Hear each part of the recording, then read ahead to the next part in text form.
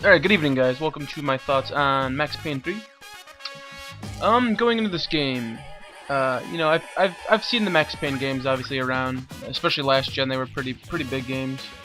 And being a fan of bullet time, you would have thought I would have played them, but I never did. I was more of a Dead to Rights and stuff kind of guy. But I love the genre, there's something about diving and shooting. It's really good. So I never played those, so I kind of went into this game knowing a little bit about the story, but nothing really about the gameplay, aside from it being a third-person bullet time shooter. Let's see what I thought about it, right? Alright, so starting off first with the story. This game takes place 9 years after Max Payne 2. From what I understand, his wife and his daughter died or something in the first game or second game, and pretty much Max has become like this dark alcoholic guy who's doesn't really want to live anymore. He just kind of does his own thing, getting drunk and stuff like that. So one of his one of his police academy friends shows up one night, and they start reminiscing over the good times and having fun, getting drunk and wasted, and pretty much they get put into a situation where they have to flee New Jersey, and the whole point of his friend showing up was he's recruiting for more bodyguards to help him in, I think it's in Mexico or Brazil. So Max gets hooked along and becomes a bodyguard with his friend, and you basically get introduced to the family that you're protecting. It's like a rich politician, and his wife is a celebrity, and the brothers of the main guy you're protecting are famous, and pretty much shit hits the fan. The wife gets kidnapped, and just everybody gets separated pretty much. So it's up to Max, and I believe your friend's name is Passos or something like that. You guys have to go save them. You guys save the wife. You gotta go back and save the husband at one point. It's pretty standard story stuff, but what we get, which is really awesome, is we get Max's narration. This is a very interesting story mechanic. Pretty much Max is always talking to himself, similar to Alan Wake, and it adds a lot to the game. Pretty much whenever you're not in a gunfight, Max is contributing something to either to the plot or to his character development or the other characters. It adds a lot to the game, and it's something that you'd think a lot of games would be doing, but it really comes together really nicely in this game. It adds a lot to the game, I gotta say that. So I don't know, the story in this game is actually really good. I mean, aside from the basic storyline, Max has to go save these guys. He's an alcoholic recovering, and at one point decides to quit alcohol, and it's pretty good. It may be a little average on the it might be a little average on the story side, like plot wise, and oh, that guy was really the bad guy, and oh nope, never mind. There's actually this paramilitary group that's helping the bad guys, and you gotta go stop these guys because they were using these guys, and there's body harvesting, and that's how they make their money. That's how they're famous and rich, and there's a bunch of like different directions it goes in, but nothing really out of the ordinary, like Max Payne getting his arm ripped off and he's one-handed from this point on, or nothing like that. But it is a very cool dark storyline, and it was good. So I approve of story. Going over to gameplay. As I said earlier, it's a third-person bullet time shooter. It follows pretty standard style of third-person shooters. You usually just go from room to room, clearing out guys, and not a complete linear pathway, but it's pretty linear. Pretty basic stuff. But what this game does, which is pretty sweet, is nothing really out of the ordinary. Actually, it's pretty straightforward. Like I said, you've got your diving mechanics, you got your bullet time mechanics, you've got your for a health system, you have pills, which in the bottom corner you'll see like this little representation of Max, and depending on how high the blood level is, that's how much damage you have done to you. So you basically use the pills to heal yourself, and you find them pretty much everywhere, so you never really run low on them. But an interesting thing they add to the game is last stand.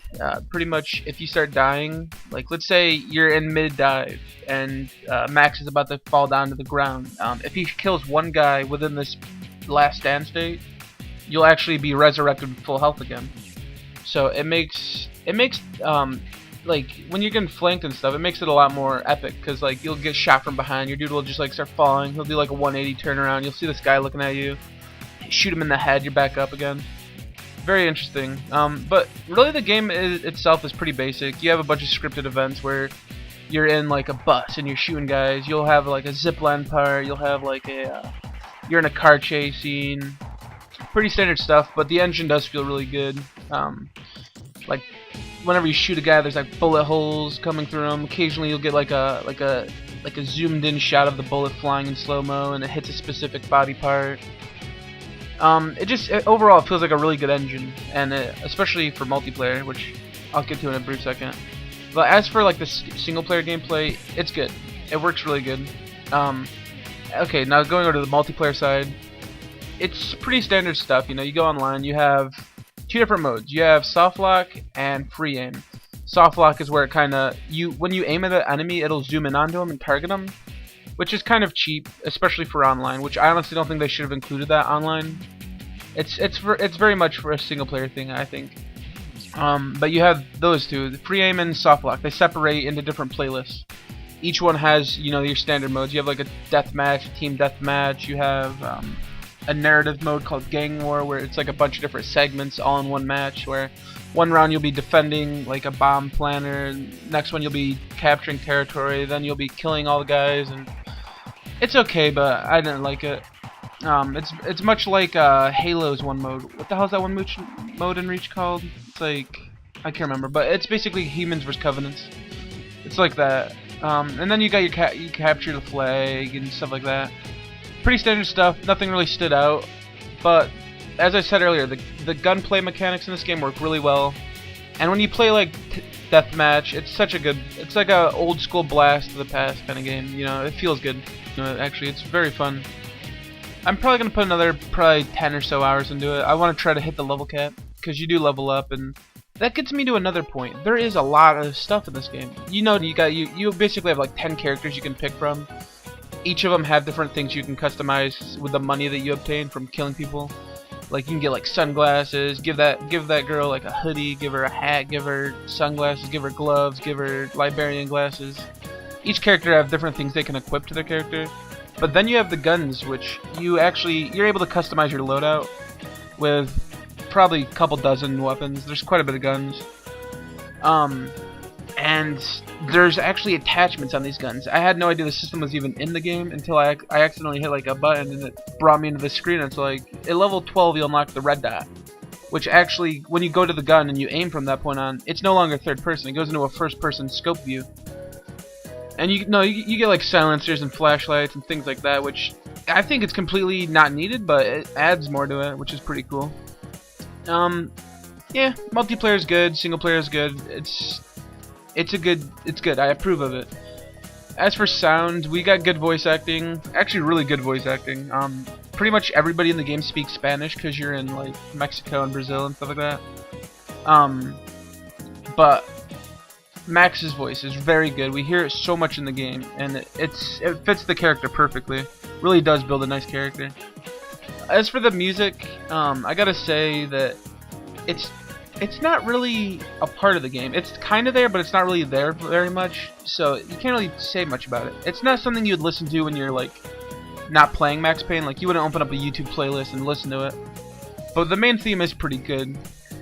I will approve sound also, because the voice acting is top notch.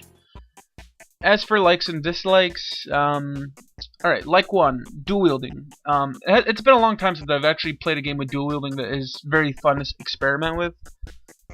So, you know, you'll get like, let's say you unlock an Uzi, alright? So, on your left hand you've got an Uzi, and then on your right hand you're like, okay, well, let's see what else I got. I got a shotgun, I got a pistol, I got a revolver.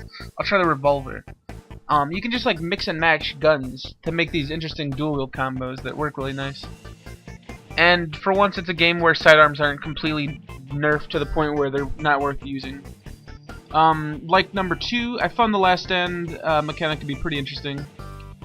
Let's get to my 2 dislikes I have. This game looks extremely bad in standard definition, like to the point where you can't even read certain text in the game.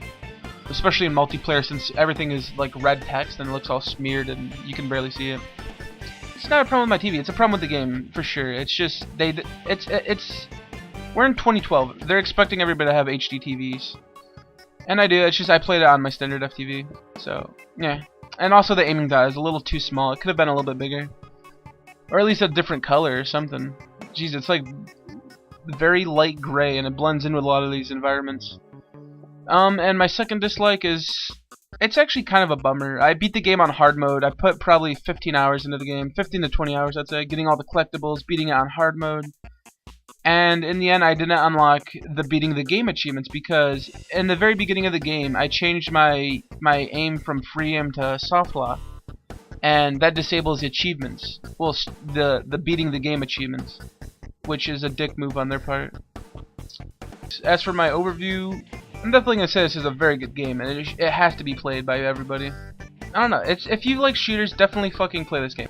That's my thoughts on Max Payne 3. It's a very good game. Definitely worth checking out. Thank you for watching Mr. Frazzleberry. Mr. Frazzleberry thanks everybody who watches. I don't know what I'm doing! Just keep your foot on the gas!